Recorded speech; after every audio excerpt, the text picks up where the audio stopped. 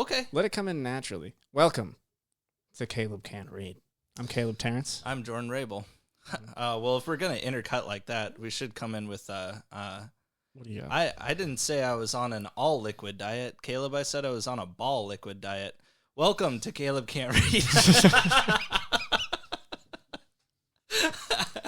How'd you enjoy your vacation? You were out in Tennessee visiting folks. It was fine. That was good. It was southern. It was hot. The food was good. But that's why everyone's fat. Yeah. It's kind of nice, though, is like looking around at how everyone's built after eating like that. And you're like, dude, I'm a solid like 7 here. Like, I felt pretty good, dude. Like, I felt like standards-wise, I was like, wow, I'm fit. I was like, people are seeing me walking down. They're like, wow, look at that guy who clearly and you're talking to out. me, like, at lunch, we're at the bar, you're talking about, like, hey, man, possibility. Like, what if I were to move there? And it's like, I don't think that you're going to stay in that shape forever. You're going to come back looking like me. Dude, no, I thought about this while I was there. I was like, if I lived here, I'd look like Jordan, and if Jordan lived here, he'd be dead. Like, the food's amazing, and the place is fucking beautiful, but it's a little... just the overall straps growing out of my nipples. Just holy... What I say? Like, completely grown over. Like, Jesus Christ. No, you would need mechanical assistance. Like, seriously. Something tells me they're not super wheelchair accessible there. They just hate everyone who's different. Alcohol in the fast food joints there. That is so crazy. So as you're getting your sweet tea... They have full bar. I mean, not full bar, but they have a bar. They have like a 15-year-old's bar. Dude, I told you about Hattie B's, and they have like... There's just whiskey, vodka... or rum that they just have it on the side. And you can just for like $2 they just fucking pour it over your icy whatever you want. And then like all the bread is buttered, all the chicken is deep fried and then covered in an additional seasoning oil. Christ. And it's wonderful, but yeah, you need a nap afterwards, man. Like, and if you ask for vegetables, they've all been fried in oil, even if they're not breaded. It's fucking intense, dude. Jesus Christ. And everybody wants you to, like, keep eating, and you're like, of course. Well, what's the matter? You hardly ate your fried pickled sandwich. What's the matter, son? Fucking okra. Yeah, oh, wait, do they fuck with okra down there? Really? Dude. Yeah, no. Yeah, you just fry the shit out of it. Let me tell you, that is something that has to be prepared well, because that is typically not a... Okra on its own is not good. Apparently they know how to fucking prepare it well. They're that and green tomatoes. Oh, fried green tomatoes that's very good. nice. That's good shit. But yeah, then you're looking around and you're like, yeah, this is guys, you don't have to work for anything. You can just not do this. That sounds un-American. Like, wouldn't it be wild if like all you had to do to improve your health was not do something? And then you didn't do... Oh, not for you. I've been trying to not do anything for years, Caleb. It's not working. Shut up and give me another beer. Speaking of chicken joints, have you ever heard of Jollibee? Do you know Jollibee? I've never heard of Jollibee. Okay. It's basically a fast food restaurant for Filipinos. It's from the Philippines, but anywhere that there's a lot of Filipinos congregating, Seattle, LA, there's going to be a Jollibee's as well. Mm-hmm. So, but it's great because, yeah, they have their cheeseburgers and whatnot, but they kind of have the same sort of thing as like the South where they're like, choose your 2 mains and 3 sides kind of thing. But it's like, okay, I'll get Philippine spaghetti, a cheeseburger, and it's just spaghetti. And just, I mean, it's Philippine spaghetti. It's like sweeter. It's just spaghetti. Have you had Philippine spaghetti? Here. Okay, all right, fine. You know what? It's spaghetti. Sure. You go to Pastini's afterwards and you tell me there's not a fucking difference. But yeah, no, it's kind of great just because grab one of the sugar packets for the coffee, bro. It's not like it's not a big deal. But no, it's like it's nice because you've got like chicken legs as well as like a burger, and it's great. It's a great meal. Mm-hmm. But anyway, so let's get started, shall we? I suppose. All right, that was a segue, by the way. I just didn't prepare it. No, to be a segue, it has to relate to the content. You can't just be like, oh, okay, now we're gonna do it. That's not a segue. Speaking of Philippines, that's just an intro with a bad transition. So far, we've talked about what should have been the entire life of Jose Rizal. He went to school in Europe, where he became an eye doctor, made love to many women, and wrote several scathing essays mocking both the Catholic Church and the Spanish government. Pussy-getting animal. Animal. It really was. 9 ladies that we can confirm who they were in 6 months. That was some high class. It was some high class. That was too. That was royalty. Yeah, like.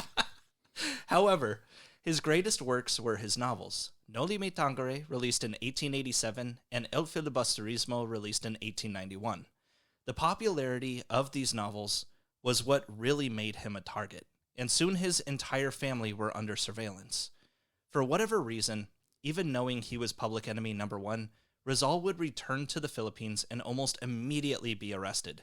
He was exiled to an isolated part of the country called Dapitan, where the government just kind of hoped he'd build a hut and die. Instead, he greatly improved the area with the help of the locals, and while it didn't necessarily become a bustling community, the quality of life for both himself and the rest of the town had greatly enhanced. Before the short time Rizal lived as a free man back in Manila, he managed to set up a society of sorts called the Philippine League, where he and others would look to make a better life The for League their... of Extremely Filipino Gentlemen. It kind of was. Like, you can see, like, the dozen dudes who were a part of it, and it's like, oh, they all have their own Wikipedia page. Where he and others would look to make a better life for their people under social reform. The most they were able to do in the 3 days Rizal was with them was talk about their influence. Gamburza, the name given to the 3 friars who were killed during the botched Cavite mutiny 20 years prior. But with Rizal getting disappeared by the Spaniards, the other members of the Philippine League assumed the worst, and before they found that he was indeed alive, they had reformed under a much more active banner, calling themselves Katipunan. What? What's that word mean? It's something that, I don't know. All right, proceed. I was ringing a bell back there, but if you don't know, we talked about it in the ending of the last one, but that was about it. Basically, we kind of were talking about how, like, when Edward Abbey made the Earth First movement or inspired them, they were just a bunch of hippies, and that's kind of what the Philippine League was too. And then just like how the Earth First movement had the Earth Liberation Front break off from them and start burning down houses and assassinating people, that's what Katipunan is starting to do. They are much more active. They have guns. All right. Now, Marie Josephine Leopoldine Bracken, who always went by her middle name Josephine, was born August 9th, 1876. She was born and raised in Hong Kong to Irish parents, but when her mother died shortly after her birth, she was given up for adoption, eventually taken in by an American family living in Hong Kong as well. Now, Josephine had a really good relationship with her adoptive parents, but her new mother soon died after she was introduced to the family. And when her dad remarried, Josephine got along with the new mother as well, but she died after giving birth to Josephine's sister. So when her dad married for a third time, that lady was a real fucking bitch. When Josephine was old enough, she'd actually joined a convent just to get out of the house. But her dad soon begged her to come back, as his new wife wasn't just a bad person, but a bad housekeeper as well. So Josephine agreed to come back, but it wasn't long before she moved out yet again. However, Josephine still cared for her father when her stepmother wouldn't, and someone would always need to, because her father was legally blind. He was great at his job, working the water pumps at the Hong Kong Fire Department, but he did it by feel alone. Yet it seemed like his eyesight was only getting worse. Now, there were plenty of people in the affluent Hong Kong society that had gotten their eyes fixed by a respectable ophthalmologist. Good. Yeah, Accepted. fuck yeah. By the name of Dr. Rizal a couple years ago. But it seemed that he was now working in the Philippines, or so rumor said. However, the people's praise for Dr. Rizal was so great that Josephine Bracken took a chance and set sail to the Philippines with her father. They arrived in Manila in early February of 1895 before tracking Rizal's whereabouts to Dapitan, where they ended up by the end of the month. Unfortunately, when they finally managed to see Dr. Rizal, there was little he could do for Josephine's dad. He had double cataracts, which I didn't even know was a thing, and wasn't something he could fix while in Dapitan. Double cataracts, like a double shitty in the eyes, or just in both eyes? Like, 2 in each eye, Of course that can be a thing. Haven't you seen dogs with that, man? No. Yeah. I mean, the thing where their eyes go all milky? Yeah, they're all like milky. They can't see shit because they got cataracts. I thought that was like a cataract. I didn't know double cataracts was a thing. Yeah, it's in both eyes. Oh. Yeah. Oh, that's what that means. Yeah. Oh, okay, all right. No, I just thought fuck. it was like 2 in each eye. I don't know. Not on our A game today, everybody. Sorry about that whole Look, thing. I never we looked just up fucking cataracts before. I don't know. You don't have to look it up. You just look at it. I know I have cataracts. Really? I think I have double cataracts. No, you're just white. You have blue eyes. Ah, fuck. Damn, people saying I have privilege. Well, then why do I wear glasses? So anyway. Shut the fuck up. fucking piece of shit. So it wasn't something that he could fix while he was in Dapitan. However, the visit for Josephine wasn't a total wash, as the 20-year-old Josephine Bracken noticed the cute little ass on the 35-year-old Jose Rizal. Yep, I feel the same way. Josephine's dad was immediately against their union, probably because he couldn't see what the guy fucking looked like. But like everyone else Rizal ever met... It's probably not the concern, man. I don't think so, yeah. Even her Maybe dad... this flaming leftist that got thrown out of the main part of the Philippines. Could be. Had a reputation for, Ooh, a man in danger. No, just had a reputation for, being really good at smashing. Yeah, that too. Oh, yeah, and didn't most people that were around him, have issues because they were... being under heavy surveillance and getting harassed? Yeah, because they had some kind of interaction with this guy. Yeah, I would be concerned as well. And I would be really, really mad. No, they just hate him because he's cute. No. Yeah, I think so. Well, either way, just like everyone else Rizal ever met. I'd be pissed too. I'd be like, don't talk to that guy. Oh, my fucking God. Well, that's the thing. Eventually, Josephine Bracken's dad was won over by him by his charm alone, just like everyone else he ever fucking talked to. And Josephine and her father went back to Manila on their way to Hong Kong just a couple weeks after their arrival in Dapitan, along with Jose's sister, Narcissa. But when they arrived in Manila, Josephine dropped the news to her dad that he was going to be sailing back alone. She was in love with Dr. Rizal, and she planned on staying with him. No idea if her stepmom, like the shitty one, was going to come in to get this guy, or if she was just going to let him figure it out. But I'm fucking blind. Yeah, he was not super thrilled about going back without Josephine. He apparently tried to kill himself at one point with a razor blade to stop her from leaving. But he was gone by the next morning on the first ship to Hong Kong, while Narcissa took Josephine to meet the rest of the family. After just 2 weeks, Jose Rizal was writing a letter to his local parish for a marriage license. But because Rizal had politically kicked the hornet's nest so many fucking times, the priest there asked that he ask for permission, not from him, but from the Bishop of Cebu instead.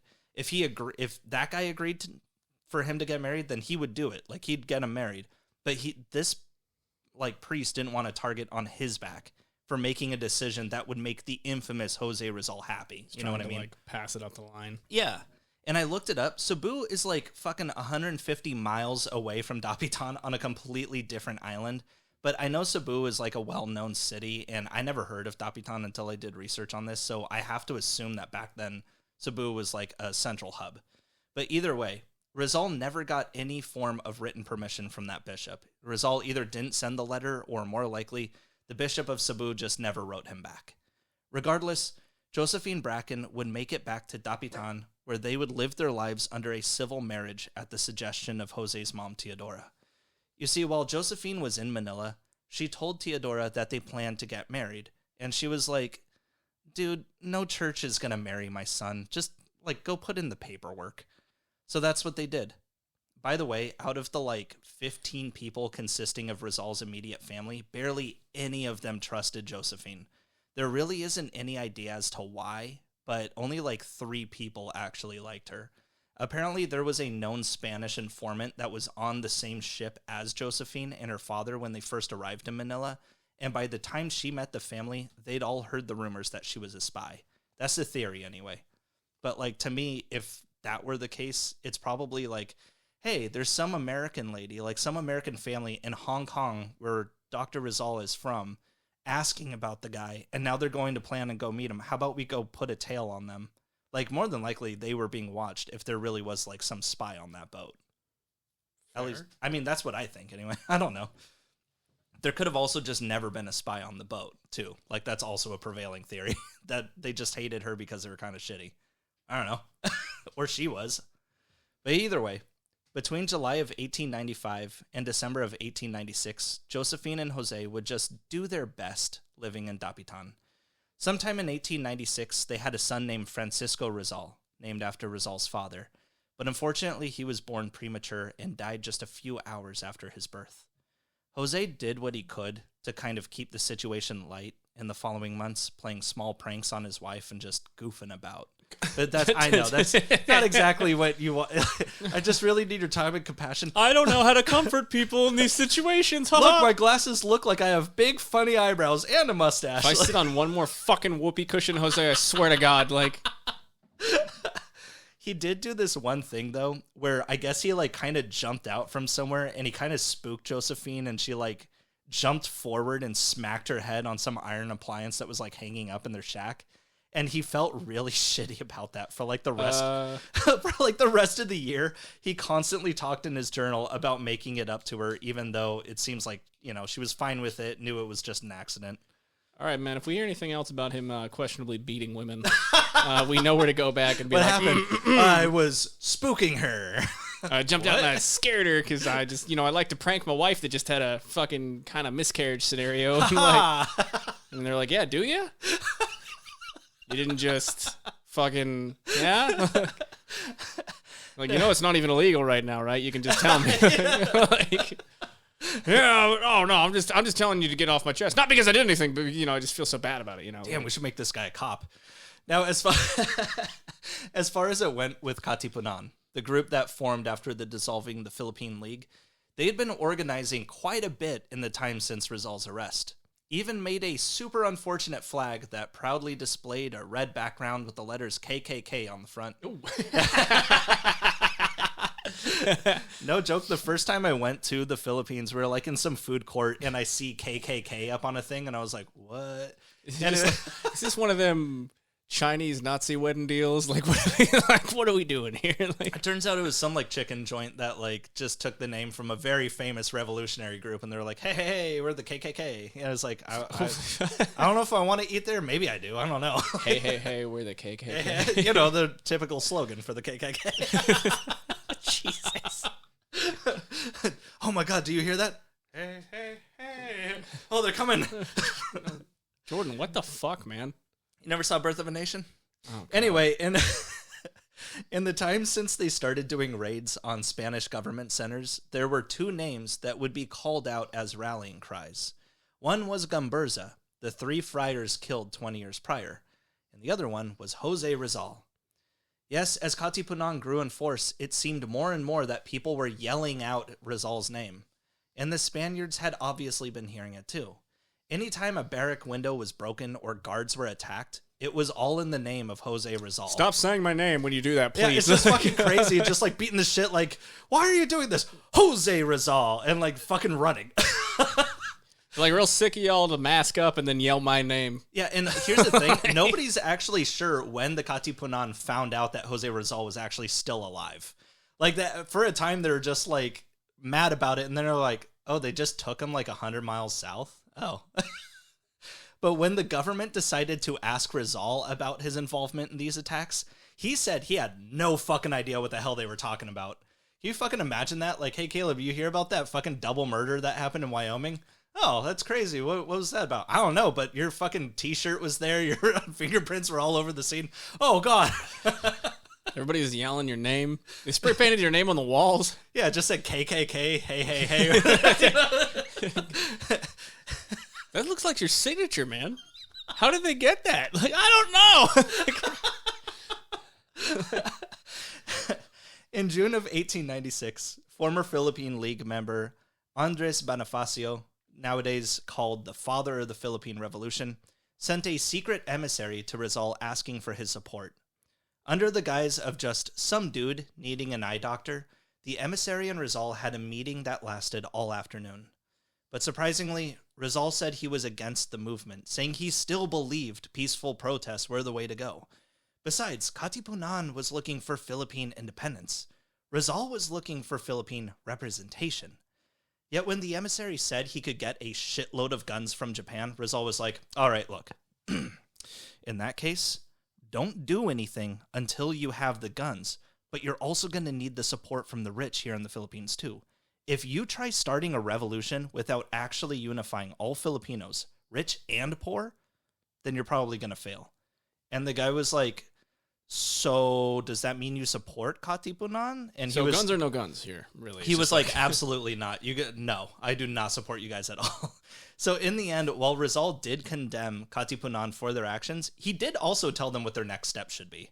Which honestly, I think at that point, that's a pretty good spot to be in, is like, okay, I'm going to not be involved, but I'm going to also just kind of coach you guys a little bit from the sidelines. And then if you guys do win, I get rewarded. And if you guys don't win, then it's fine. Which is kind of silly, because it's like, it's not like you're not going to get shit for this. They're yelling your name out. Right. Like they already are putting... You might as well just double down here, like, because you're going to have the consequences of their actions. Yeah, exactly. Like, now the exact date is unknown, but somewhere between August 23rd to August 26th of 1896, the Katipunan kicked off the Philippine Revolution. We don't have an exact date, because this wasn't like the storming of the Bastille, which for sure started the French Revolution 100 years prior.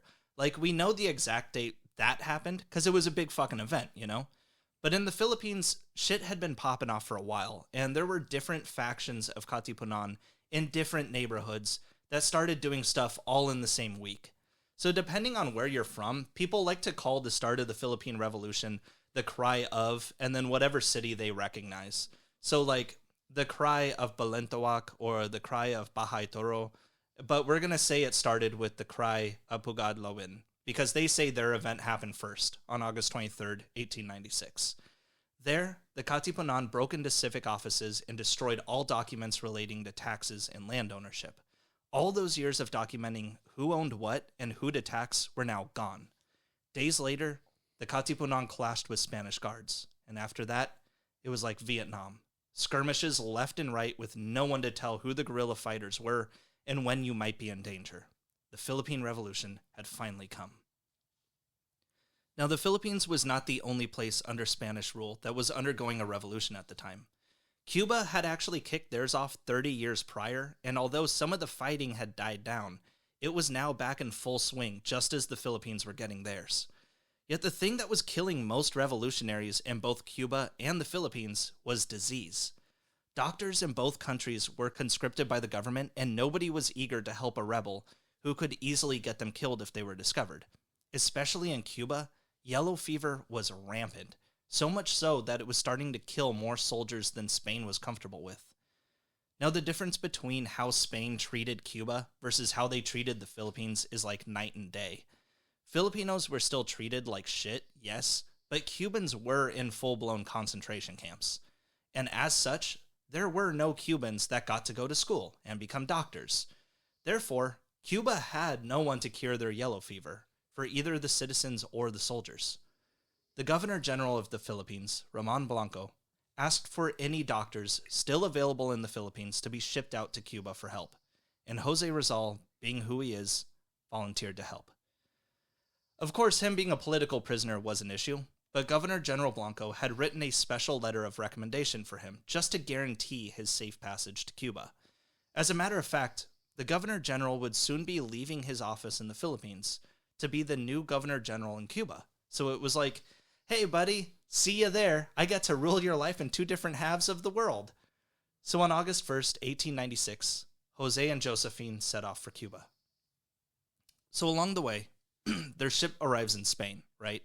It's 2 months later on October 6th, and the boat has made their final layover in Barcelona before making the final stretch to Cuba. But immediately, Jose Rizal gets arrested. He shows the officers his letters of recommendation from the Governor General, and no one cares. He's put in prison for like a minute before they just send him on a ship back to Manila that very same day. So we don't know for sure how it all went down or why it did, but apparently Rizal's name being used as a rallying cry for the Katipunan made its way all the way back to Spain, where they recognized the name on the ledger and sent him back. They were like, motherfucker! Yeah. And Wikipedia says this about his return journey, quote, "During the entire passage, he was unchained, no Spaniard laid a hand on him, and had many opportunities to escape but refused to do so." And go fucking where? Yeah, he didn't do anything. He's not swimming home. Yeah. When Jose and Josephine arrived in Manila, Jose was instantly sent to prison at Fort Santiago. And while he's in there, Rizal writes a manifest saying he does not condone the violence on the part of Katipunan and that they should be focused on education, where more people can plead the case of their people before a court of law instead. I'm sure part of him writing this meant to show some separation between himself and the movement, but it didn't work. After 12 days of interrogation, on December 6, 1896, Jose Rizal was tried for rebellion, sedition, and conspiracy. He wasn't allowed to cross-examine the witnesses, nor review the evidence, and he was only allowed the counsel of a single person. From 106 names he could choose from, Rizal chose a close friend of his, which I'm sure they both knew how little this would help. And I mean, while it was a total sham of a trial, the Spaniards did have some evidence to his involvement with the revolution. Every Katipunan house they busted into had a picture of Jose Rizal, and the password for every underground meeting was just his name. This is why you guys fucked up. This is why you lost. Hell, Katipunan even made him honorary president. Stop it! Stop! God damn it! Fuck! And to this point, it has been speculated that all of this was actually a setup on the part of Katipunan. When the head of Katipunan, Andres Bonifacio, heard that Rizal wouldn't endorse them, he was extremely fucking pissed. And while Rizal had told them to try and unify the upper and lower classes for their cause, the Katipunan instead named the rich people they wanted out of their way on fake documents as if they were funding the revolutionaries. So when their safe houses got busted, those rich people would go to jail. It could be that they were doing the same thing here with Jose Rizal. Besides, it's been said that he was more useful to them dead as a martyr than alive as someone who wouldn't support them. As a matter of fact, if these guys had read Norimi Tangere, which I'm sure all of them did, then they would have noticed that the same thing was done to Crisostomo Ibarra to get him arrested in the book. Out of all the conspiracies that are out there about Jose Rizal, this one, to me, sounds the most likely. But I also think Rizal was kind of already a martyr to them while he was in exile, and the Katipunan were they were barely able to hold the same KKK flag, much less have a countrywide agreement to kill him. For all the different factions that consisted of Katipunan, they couldn't agree to shit. Besides, they were already yelling his name before they found out that he didn't even like them. They were yelling his name before they even knew he was still alive. Soon, Jose Rizal would be found guilty and sentenced to death. He may be thought to plead with Governor General Blanco since he was the one that okayed his trip to Cuba, but he was already out of office by then. And here's the thing. It was Blanco that handed over the 4 years and 13 days worth of surveillance on Jose Rizal since his exile in Dapitan. Blanco handed in these documents on December 2nd. He was out of office on December 13th. To me, this means that at any point in Rizal's trial, he could have stepped in, but he chose not to. On December 29th, 1896, a day before his scheduled execution, Rizal was visited by his mother Teodora and his sisters Lucia, Josepha, Trinidad, Maria, and Narcissa, as well as 2 nephews. There he gave away some of his belongings, but more important than the others, it seemed to Rizal, was his gas lamp. Now his family was well versed in English, something the Spanish guards weren't. So when Rizal handed his lantern over to his sister, either Narcissa or Trinidad, he said, quote, "There is something inside it." He also said that after his execution, when his family receives his body, "Look in my shoes." But as the family left, the Spanish guard said, "Hey, you can't take that lamp. We need it to light his cell." Do you think I'm some kind of monster? God, at least the man can read in here or something. No, really, I don't need it. No, dude. I mean, hey, I know who you are. Come on. Respect. All right, come on. What are we gonna do? Bonfire in here? Fuck. No, I'm not gonna let somebody just get treated that badly on my watch. Okay, just no, really, it's okay, man. So the family. Why are you being so pushy about this, dude? I'm doing you a favor. So the family had no choice but to leave it behind. But what the family did manage to walk away with were instructions for how to distribute Rizal's belongings and works after his death, as well as a request to treat Josephine like family, as she was a comfort to him in his final years. I think she probably bitched about that more than anything else. Like, your family doesn't even like me. And he's like, no, baby, come on, of course they like you. No, they don't. Go back to your blind dad then. How about that? All right, cool. Looks like you're figuring it out. No, look at that. Rizal's final letter was addressed to his friend Ferdinand Blumentritt, the guy who warned him about the dangers of his writings less than 10 years ago, and the only other member of the Society of Philippinologists when they tried to do that thing. Supposedly, upon reading the letter, Ferdinand broke down crying. Their friendship caused a love of Austrian culture for a time in the Philippines, where several places today are named Blumentritt. On the morning of December 30th, 1896, Jose Rizal was given a breakfast of 3 hard-boiled eggs, which he didn't eat. Instead, he took the bowl to the corner of his cell and said, quote, "This is for the rats. Let them have a fiesta too." Good. Caleb comes crawling out of the corner. Protein! His health was checked by a doctor who notated that the prisoner was surprisingly calm. An hour before his execution was scheduled, the Catholic Church claimed that in his final moments, Jose Rizal and Josephine Bracken were officially married in holy matrimony from Father Vicente Balaguer. Now, Rizal's family, all very Catholic, love this story and have continued to push its insistence that he died a Catholic. However, both Father Vicente Balaguer and Josephine Bracken have denied this story, so sorry, gonna go with that one. Yet it has been said that there were supposedly, quote, 5 eyewitnesses, 10 qualified witnesses, 7 newspapers, and 12 historians and writers, including Aglipayan bishops, masons, and anti-clericals, that observed his last-minute conversion. But this number was given out by a Catholic friar who is technically related to Jose Rizal through one of his siblings. So he likes to say, "I wouldn't lie like that. We're related. I would never lie about my Tito Pepe." Rizal also supposedly wrote a letter that said, quote, "I retract with all my heart whatever in my words, writings, publications, and conduct have been contrary to my character as a son of the Catholic Church."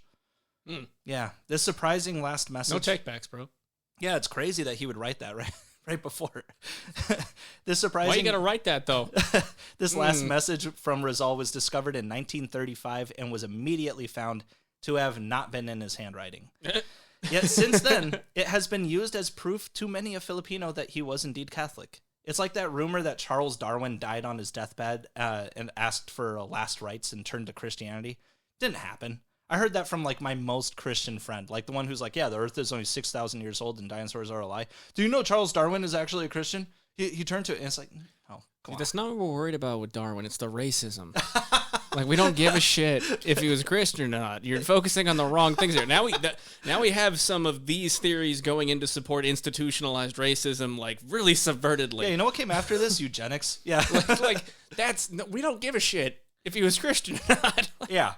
There was actually a guy named Roman Roque who admitted that the church had him forge the note.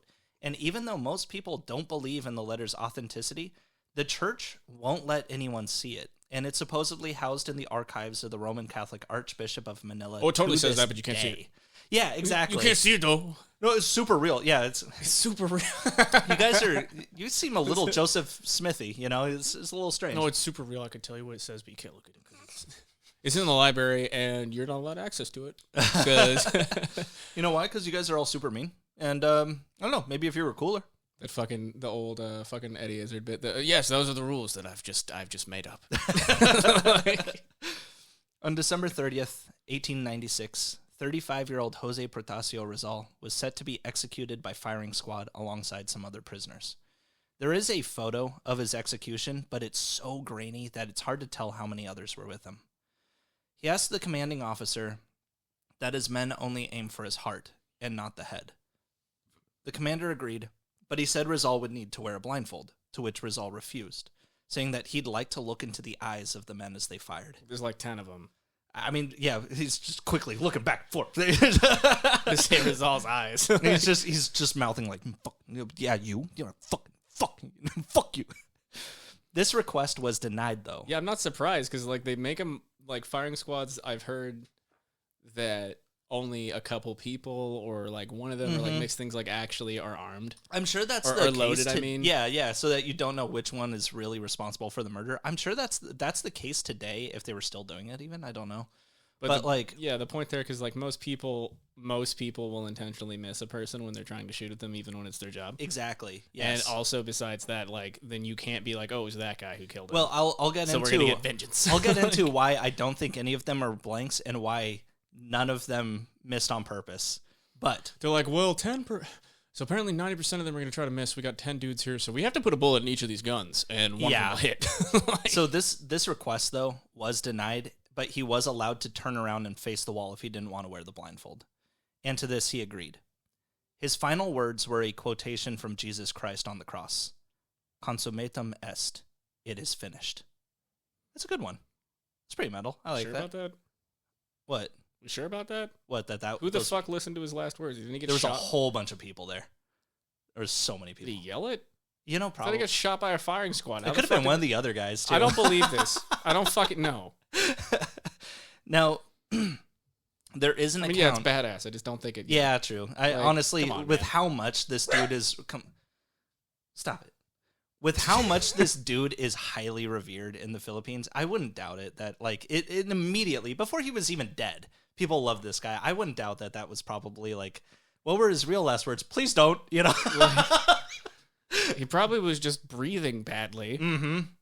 Now, there is an account from someone who was supposedly there, from an article written 53 years after the events in 1949, where a man by the name of Hilarion Martinez, at the time 20 years old, says he was part of the drum corps. He said it was made so that Rizal would be shot by Filipino soldiers, but there was a second line of Spaniards behind them that would undoubtedly have shot them if they failed to fire. Martinez Just make the Spanish do it. What the fuck? I think they wanted to make a point. You know, like it's gonna get bad already. Martinez, the silliest fucking logic. I know. They're doing what they can. It's like if don't kill him. It's like if you're pointing the guns at them, if they don't do it, you might as well have done it. They keep making the worst mistakes again and again. It was like, okay, we exiled him to Dapitan, but we're gonna make his life miserable. And we talked about this last episode. Don't stop. Like he was happy. You know, you didn't need to do any of this. Just let it go. Yeah. Like, so Martinez's commanding officer said that if Rizal should try to make a speech, they were to beat their drums loud enough so no one could hear, but that wasn't needed. Besides his final words, Rizal mumbled to himself, probably prayers. Quote, then the commanding officer, by means of his saber, signaled the firing squad to aim. Then the saber dropped, and there was a simultaneous crack of rifle fire that shattered the stillness in the morning. Jose Rizal wheeled in one last effort and toppled forward with a thud, his face towards the sky and his derby hat thrown ahead. He had fallen in the direction of the bay. And I did look this up. When, at the end of Noli Me Tangere, when Elias jumps in that fire and he, like, says some last words and then dies, it said that he actually faced the same direction, too, which I just find is odd. It's oddly coincidental. Wait, what? They both of them died facing east towards the bay. And it's like, and it was a beautiful scene in Noli Me Tangere, a book that largely got a lot of people up in arms about Philippine Revolution, even if that's not what he wanted. And then Jose Rizal died that same way. After this, a dog, the military mascot, got loose and ran around Rizal's corpse barking. And Filipinos and Spaniards alike took it as a very ill omen. Because the audience in attendance to Rizal's execution were unnaturally silent, people would usually chatter or maybe even applaud after execution sometimes. The band was forced to play Marcha de Cadiz. It was 7:03 in the morning. Cadiz nuts. That's some fucking circus music, dude. That's almost insulting. Yeah, I think that's the point. Like when the dog ran around barking. Yeah, and they're just like, this is not good. Like, this is bad. Fucked. This is not good. This is going to be bad. Now, the day before, Jose's mother, Teodora, had pleaded with the authorities to give the family her son's body, knowing they'd probably do whatever they could to not make him a martyr and just dump him in the river. Now, at first, they denied it, denied that request to her. But the mayor later stepped in and was like, you know, I think given how badly things are going right now, we don't really want any more trouble, so let's just give them the fucking body. But in the end, Rizal's body was secretly buried in a nearby cemetery without his family's knowledge, and with a different head marker so no one would know he was there.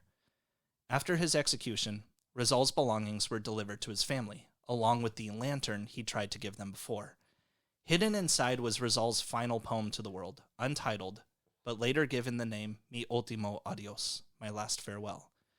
Written in Spanish, the English translation by Encarnacion Alzona and Isidro Escarre Abeto ends with the stanza, quote, "Farewell, parents, brothers, beloved by me, friends of my childhood, in the home distressed. Give thanks that now I rest from the wearisome day. Farewell, sweet stranger, my friend, who brighten my way. Farewell to all I love. To die is to rest." Consisting of 14 stanzas at 5 lines each, Mi Ultimo Adios was immediately reproduced by the Rizal family and distributed to his friends all around the world. Resistance members in Spain, Germany, and the Philippines all got copies, and themselves populated the poem among other freedom fighters, and was even reproduced in other nations where people were fighting for their independence as well, places like Indonesia. The poem itself has since been translated into several languages, but has been more widely translated into 46 different dialects of Filipino, including sign language. Also among Rizal's belongings were the beginnings of a third novel called Makamisa, or After Mass, which only had 10 pages, so unfortunately, no idea what it would have been about. He'd apparently started this novel several different times, hung up on the idea that the book should be written for Filipinos by writing it in Tagalog, but ultimately deciding it should again be in Spanish to reach a wider audience, which, who knows how influential his 2 books would have been had he written them in his native tongue. Probably would have taken a longer time to get to the same result, honestly, but still would have happened this way, I think. Now, to the Spaniards, they figured they just solved a huge problem for themselves. But as it turned out, whether you were on the side of the Spanish or on the side of Filipinos, both people quite liked Jose Rizal. When Governor General Camilo de Polvieja, who took over the position after Governor General Blanco retired, returned to Spain, he was immensely shunned by the people. Any place he lived would end up being the site for the largest distribution of Rizal's work. His final poem handed out everywhere, and Rizal's name pasted on the buildings around his home. So whenever he moved, it was still like, oh, I guess this is a site for Rizal fans too, huh? No, they're following you. They know who you are. It's a nice view. God damn it! When Spain later... Stop carving the hedges into his face! His beautiful, well-sculptured ass. When Spain later lost control of the Philippines... I see him in every nice ass. But there was only one set of footprints. No. Every dimple. A lot of people blamed Governor General Camilo de Polvieja for Spain losing control of the Philippines. And as for the former Governor General Blanco, who massively fucked over Rizal, he stated he had to give the documents that sealed Rizal's fate over to the courts, which I do believe, and that he wasn't able to interfere with the trial itself, which I'm not quite sure I do. Regardless, Blanco did apparently present his sword and sash to the Rizal family as an apology, but it's like, thanks? This undoes nothing? The dissonance in the Spanish Empire became so great that 6-time Spanish Prime Minister Antonio Conoves del Castillo was murdered by Italian anarchist Michel Angiolillo, who stated that the murder of Jose Rizal was a motive. On August 8, 1897, Angiolillo walked up to Prime Minister Castillo as he read his morning paper in the park and shot him 3 times with a revolver. Believe it or not, people weren't super against his assassination. When Angiolillo told the guy he was going to kill the prime minister that morning, the guy was like, I don't believe him, but even if I did, it's a political crime, so it's not like I was going to do anything about it. No, don't, bro. Yeah. It's just like, oh, damn. Man, that'd be wild if he did. Oh, Man, shit. Did crazy. you need to actually borrow a gun? No. I don't want to deal with the consequences of that, but that'd be, I don't know, that'd be fucked up. Oh, it'd be really bad if somebody's super triple underdog dared you, huh? Oh, man, it would be bad if he said, no takey backsies. Oh, shit, that'd be wild. Well, so you had to do that. So Rizal's body is left in this secret spot, right? Well, after his family isn't notified of what happened to his remains, Jose's sister Narcissa went looking around at different cemeteries, knowing what the Spaniards had done. One day, she comes across Paco Cemetery in Manila and notices a recently dug grave that's suspicious for 2 reasons.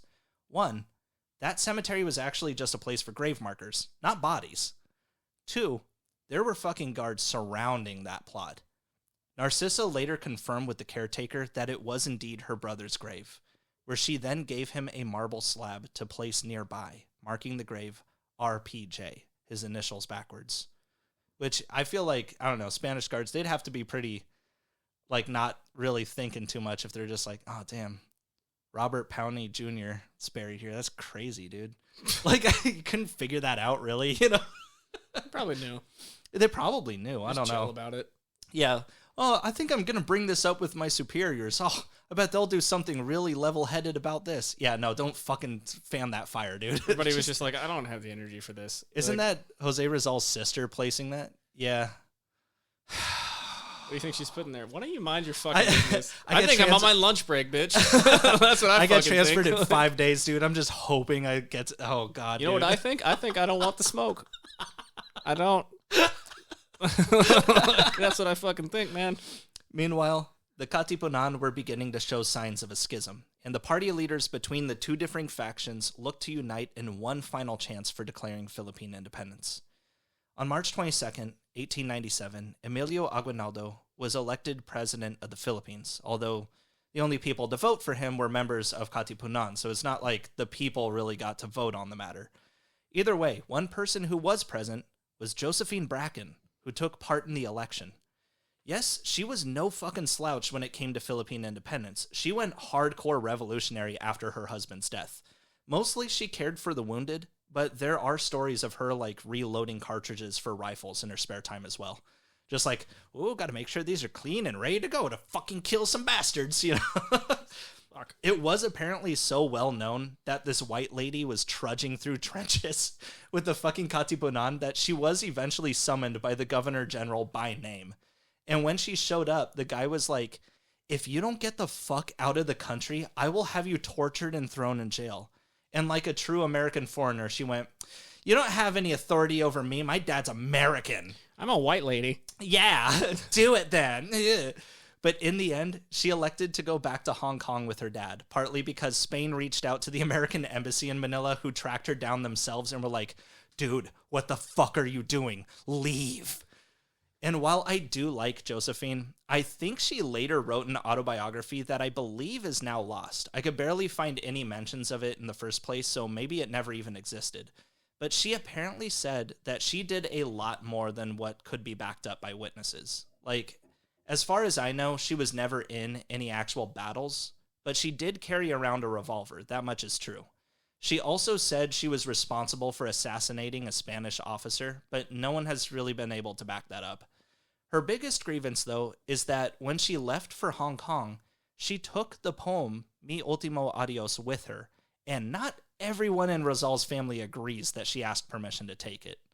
Though that could be like half the family being like, no, she's bullshit and we've always hated her, and the other half being like, just take it, dude. He was your fucking husband, you know? Like, I don't know. No, it's fine. Maybe. Or she could have been an American and just been like, they're not going to know what to do with it. I know. I'll take it. You know, who knows? Now, just a year after his son's death, Francisco Engracio Rizal would pass away at the age of 79 on January 5th, 1898.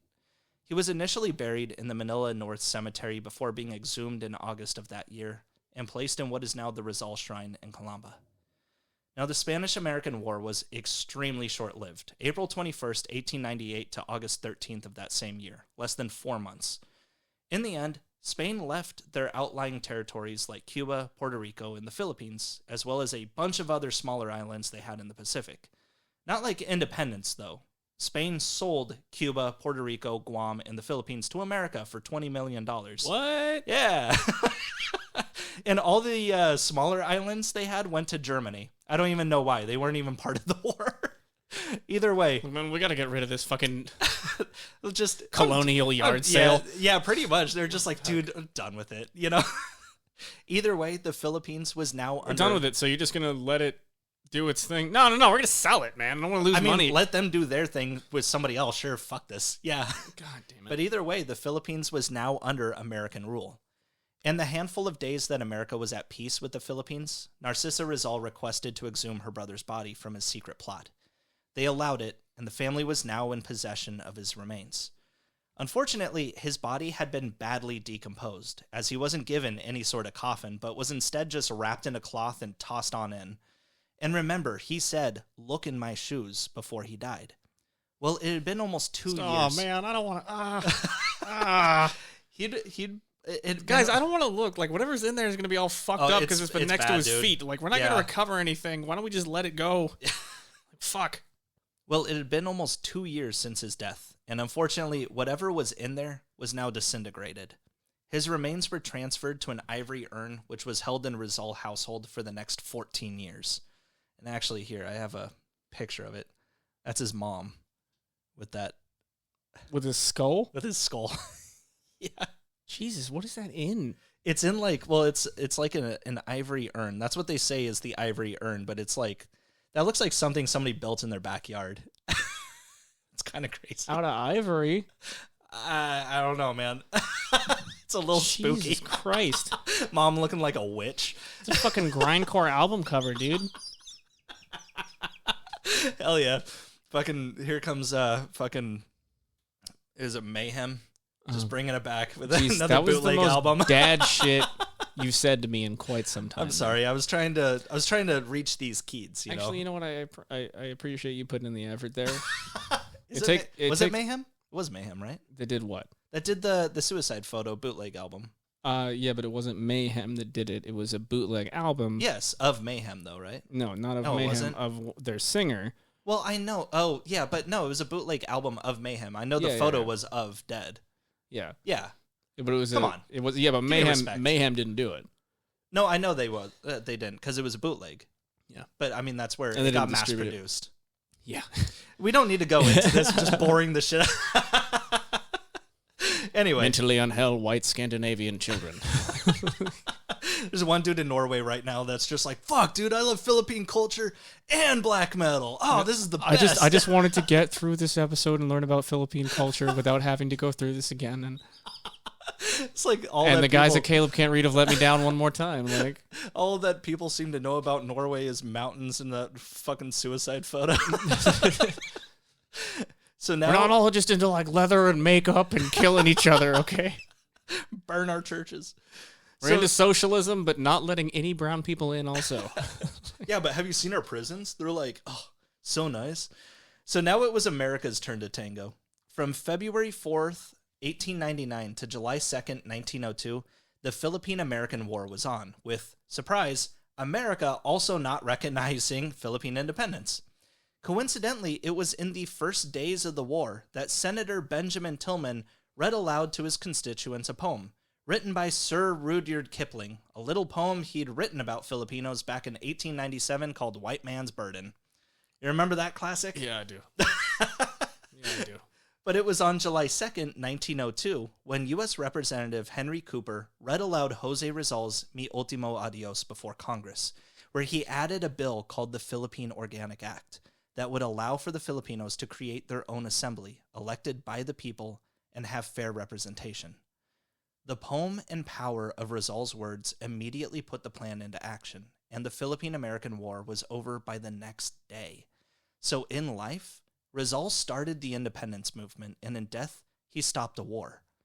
But the Philippines would not have true autonomy over their people as an independent nation until July 4th, 1946, after the Japanese occupation in World War II. How'd that go? What, the war? Oh, no, the Japanese occupation in World War II. Are we getting into that, or are we just No. Because I don't know what the fuck happened there because I'm not familiar with that part of history, but I do know about a couple other things that didn't go too well. I think the another grindcore band out there is probably called the Baton Death March, and you know what? They just made up that name, thought it sounded cool. Okay, cool. Yeah. So we're gonna skim that. We are skimming that. Yeah. All right. Now, 2 years after Rizal's death, Josephine Bracken had remarried to another Filipino named Vicente Abad, where they had a daughter, and Josephine lived the remainder of her life in Hong Kong, dying from tuberculosis at age 25 on March 14th, 1902. During her second marriage, the couple had apparently lived for a time in Cebu where she taught English, and supposedly one of her students was Sergio Osmena, who was the president of the Philippines while under the latter half of World War II, though that fact has been called into question. Anyway, in 1908, the United States let the Philippine government know, hey, we think we have the original copy of Jose Rizal's final poem. Do you want it back? And when the Philippines said, yeah, America was like, that'll be $500. It was Jose's sister, Trinidad Rizal, who confirmed the poem's authenticity, and it now sits in the Philippine National Library. They held his final poem at ransom. Yes. Listen, that's called capitalism. It's not a ransom when that's we do it. Yeah, that's when some we America do it, shit. Like, for sure. I would like to know what the... You want it? Like, well, I got it. So if Josephine Bracken really, like, just snatched it up, which it sounds like she did, it took 6 years between her death and America to ransom it. Like, I wonder how it got into American government hands. Probably, like, I don't know, her family just being like, oh, super cool, we'll sell this to you. You know, to like the government or something. Yeah, probably for about $300. Yeah. And then they were like, well, we're going to need 5 to fucking turn a profit on this. They probably sold it for 100, and then they were like, well, actually, if you're taking into account all the labor we spent on just holding this thing, preserving it, and then keeping it in my greasy fucking pocket, forgetting it wasn't a napkin and using it. All the fucking office hours that we spent just, you know, in coordinating this thing, it's going to be about $500, which adjusting for inflation is probably like $1 million. It probably is, yeah. Like, speaking of which, the original manuscripts to the Noli, El Fili, and Rizal's final poem, Mi Ultimo Adios, were stolen from the National Library on December 8th, 1961, and held for ransom for an undisclosed amount of money. To his dying day, the Education Secretary Alejandro Rosas would not confirm if the ransom was paid in full, partly, or not at all. Hell, no one was even ever caught. But according to Rosas, he was the point of contact for the people holding the manuscripts ransom, and they initially wanted 2 million pesos to give them back. But when they found out the National Library's insurance wasn't going to pay the ransom, they waited another 2 months before reducing the price to 100,000 pesos, which is like, what? It's 1/20th of what they wanted initially. Which still, though, the insurance company wouldn't pay out. And the whole time, Education Secretary Rosas was like, look, we both know how culturally important this stuff is, but these assholes say they won't pay it. So it's theorized that Rosas himself had to, like, buy back the pieces individually, like in installments. Rizal's mother, Teodora, died at age 84 in 1911, just a week after she approved the plans for her son's monument. The government would be taking an unused area of Manila, turning it into a park dedicated to her son, and a large obelisk erected in his honor. 10 years earlier, Howard Taft, before he was president, wanted to build a replica of Washington, D.C. on the spot. What? I don't know, because we're American. What the fuck? Like a scale? Yeah. Like, almost at scale. Like, they had to work with a bit smaller place, but it was that huge area that has, like, the Smithsonian and everything, I know you guys wanted to do kind of a memorial here for Revolutionary, but I was thinking, what about Abraham Lincoln? What about Washington, D.C. 2? Right here. It's so fucking weird. Like, what an odd... Well, we invented freedom and revolution, you see. So So I want you to remember it always looking over you. Like, what better way to, you know, pay homage to this man than the birthplace of freedom? Yeah, I really want to have the guy who freed being our constructed slaves here looking again. over you as we treat you like slaves. Yeah. Fucking wild. I almost want to see how it would have, like, shaped up had they actually done that. Like, what it would be like today. Like, would they just completely dismantle the whole thing and just use it to, like, it'd be build one of the better bits of Bioshock Infinite. Fuck yeah, dude. It'd be sick. So no skyhooks and way more gore. Oh, shit. No, skyhooks are how you usually get around in the Philippines. You got jeepneys, and then you've got fucking skyhooks. Just it's what cool the shit. fuck? That's danger enough to check out there. Like,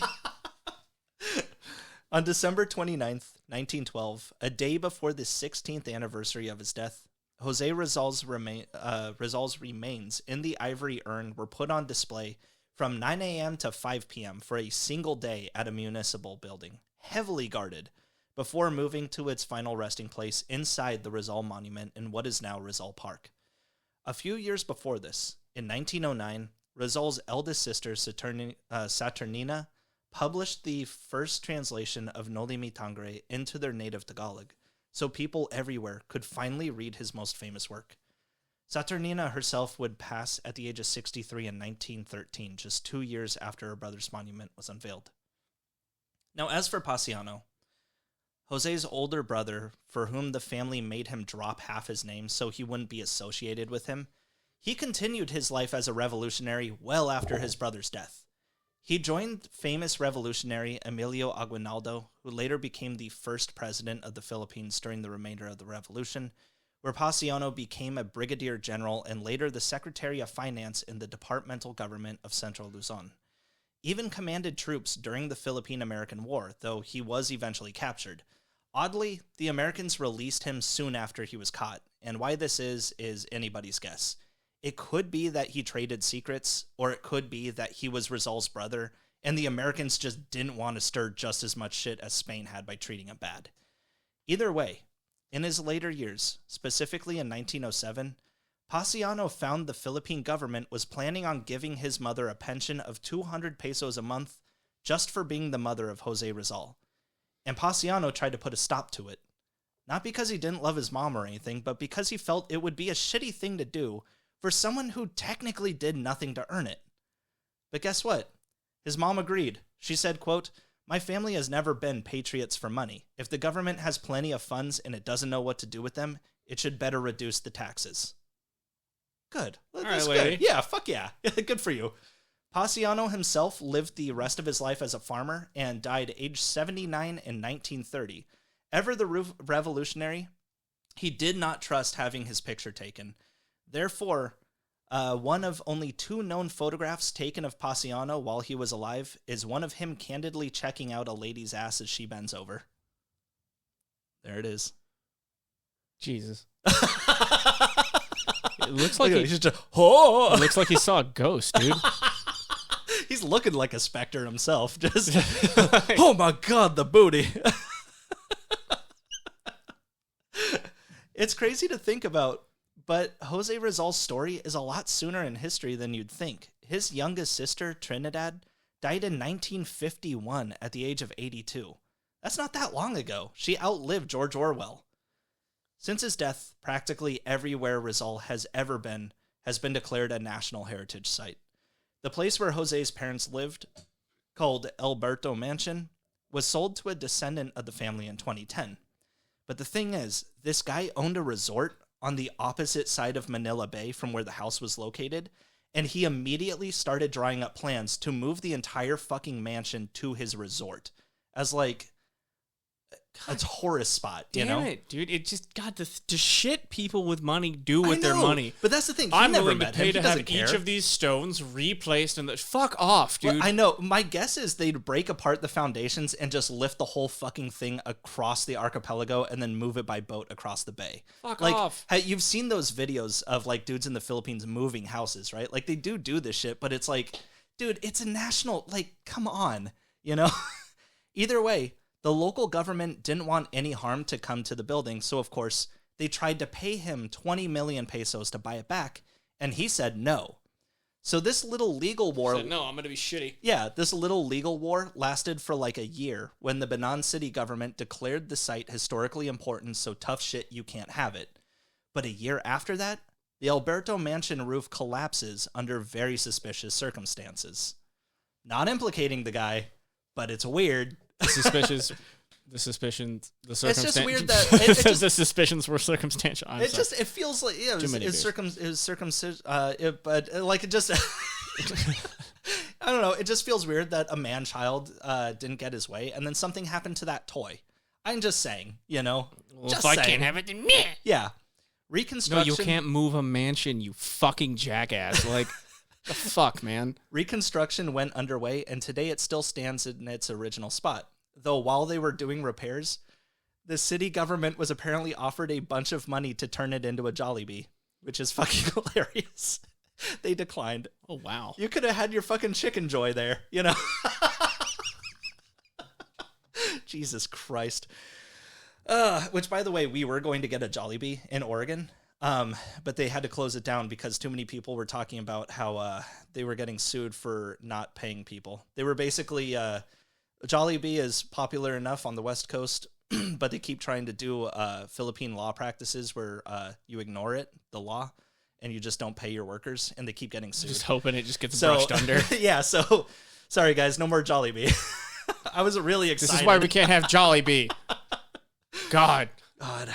And there are, of course, a ton of places that have been named after Jose Rizal since his death.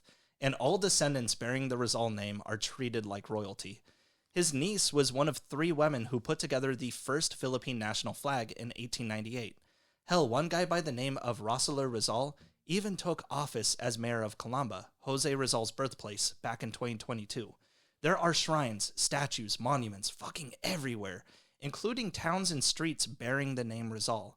He even has things named for him around the world, like Dr. Jose Rizal Avenue in Chicago, the Jose Rizal Bridge in Seattle, and the USS Rizal, which was launched in 1918 but decommissioned in 1931.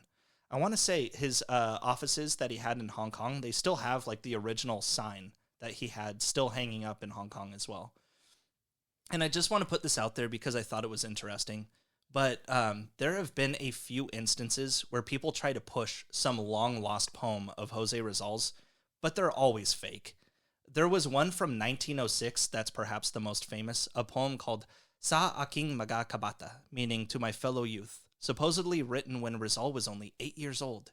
It's a nice poem, but with Rizal being as famous as he is, there are a lot of experts who are quick to point out that Kabata is spelled with a K, as if it were written in Tagalog. But if he were spelling in Spanish like he always did, Rizal would have spelled it with a C. Just minor shit like that. And since Rizal mentioned everything he ever did in his diaries, and there's no mention of this poem whatsoever, people are pretty sure it's fake. Since his death, Jose Rizal has become the national hero in the Philippines above all others. When you're knighted in the Philippines, you become a Knight of Rizal. Rizal Day is celebrated every December 30th. Not his birthday, but the day he was killed, which may be a little... And there's even a... Don't we do the same shit? With who? Jeebus? That's his birthday. Christmas? Oh, fuck. All right. Oh, wait, but Easter. I don't know how any of this works. Yeah. Well, here's the thing. There's even a religious movement that started in the 1920s called the Rizalistas. They're still around. They believe Jose Rizal is a divine saint. Divine pussy-getting saint. Yeah. There were hints of this cult like immediately after his death, Saint too. game. Just 3 months after he died, there were rumors that when the Spaniards dumped his body bag into the unmarked grave, only a white rooster flew out, and it flew in the direction of Cavite, where that failed mutiny happened back in 1872, and Rizal's soul joined that of the members of Gomburza. This actually reminds me a lot of the stories they did in A Canticle for Leibowitz, where, like, at the very beginning of the book, the dude gets attacked by an insane old man, and then, like, people are like, oh my god, was it Saint Leibowitz? And he goes, no. But what about the fire in the sky that he drew up? I never said that happened. What about the rose petals that he turned into when you tried to punch him in the face? I didn't say that happened. Anyway, above all, Jose Rizal's works have become required reading for every student in the Philippines. Noli Me Tangere is usually studied around junior year, and El Filibusterismo sometime in college. It's called Rizal's Law, and it was implemented in 1956, but heavily fought against by the Catholic Church, who didn't like the way Rizal spoke about him in his novels. Which is odd. Didn't he revoke everything and become a Catholic right before he died, right? So why are you so mad about it? Right? Weird. No, he was totally a Catholic. You are not projecting that on me. That is not the vibe. Even today, there's still a battle between those who support the church over Rizal and those who support Rizal over the church. While the students have always been allowed to be exempt from reading his novels, there are literally no known cases of it ever happening. Though to this day, almost 70 years later, the more heavily Catholic areas of the Philippines still haven't enacted Rizal's Law. There have been questions over the years about whether or not you should even count Jose Rizal as a revolutionary hero at all, which honestly, you can't. A national hero, yes, but he didn't want a separation from Spain. He wanted the Philippines to be a commonwealth. Basically, his ideal state for the Philippines happened when the Americans took over. But that's led a lot of people to another conspiracy. One last one. Was he an American agent? Fuck off. Yeah, no, of course not. And we know this because Rizal actually did not like Americans. But wait, America did invent freedom. Right? So what's he... It's possible. So it makes sense that America would have hand-to-hand in that revolution, you know what I mean?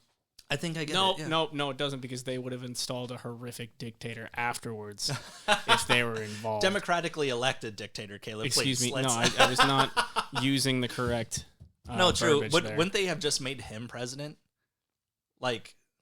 No, if the U.S. was involved in any way in that revolution, there would have been very different results there.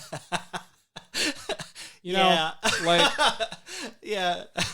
If anything, they looked at that and they were like, hey, let's make sure that anything happens south of us from now on, we just absolutely... just on that whole equator line. Let's just go ahead and let's fuck it all up. Just right there. Yep. Let's just make sure that stays good. And hey, somebody's got to be poor, and it's not going to be me. Yeah. Well, so no, he didn't like Americans, actually. On his first trip to Europe, Rizal took the Pacific Ocean route rather than going through the Indian Ocean, which meant he had to travel through America. Turns out, he didn't get a great impression of us when he was stuck in a train car with a dude from New York who wouldn't shut the fuck up. He was American and loud. Thank you, New York, representing us for the world over since forever. At the end of his life, Jose Rizal made a simple request for his burial. Quote, "Bury me in the ground. Place a stone and cross over it. My name, the date of my birth, and of my death. Nothing more. If you wish to surround my grave with a fence, you may do so."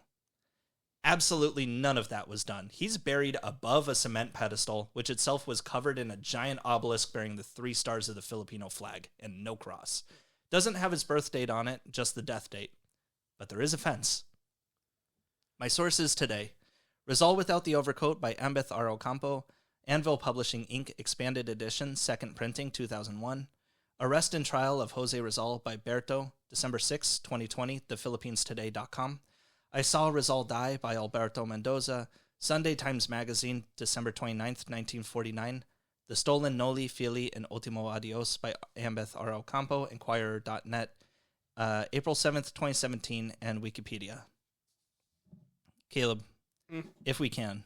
What do you want?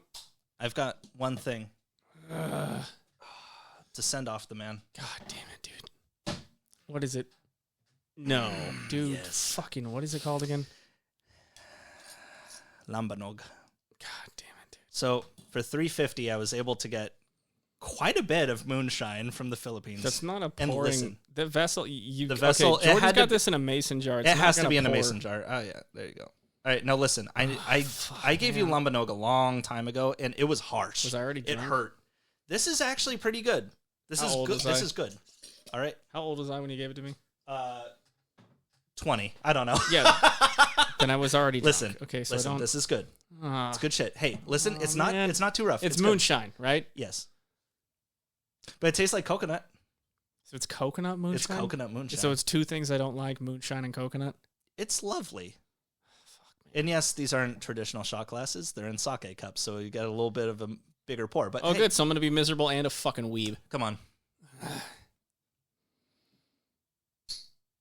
To Jose Rizal. Oh, fuck, man. Consummatum est.